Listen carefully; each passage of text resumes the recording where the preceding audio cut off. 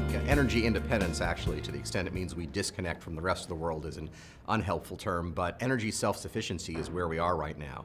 And by the United States being able to provide all the natural gas that it needs and to be able to have a surplus to export, we get tremendous trade, climate change, and foreign policy benefits.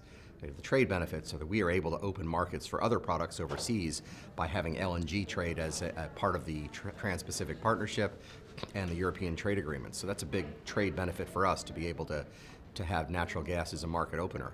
In terms of climate change, gas is relatively inexpensive for us, but it's very expensive for countries around the world.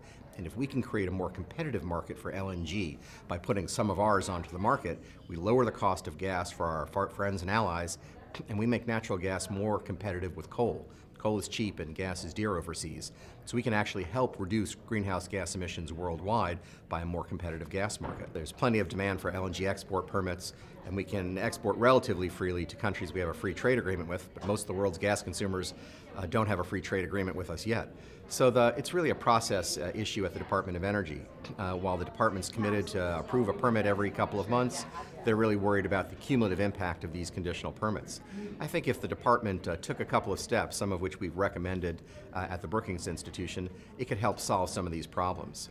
We believe that if they would take the applications who have made it through the FERC process, who've demonstrated their site, dealt with all the environmental issues which the government needs to understand, and move those to the head of the line for consideration for a national interest determination for a non-free trade agreement, then they would add a level of commercial reality to this queue that they've created, and then you would have commercially ready projects ready to move. I think that would really solve the problem, and they could either do that by adjusting their own procedure, but we also think that EPAC 2005 contemplated that when FERC is ready with a project, all of the federal agencies which are part of that process would act within 90 days. So we think the law is there. I think jobs in the energy sector were the second largest source of jobs created in the last couple of years.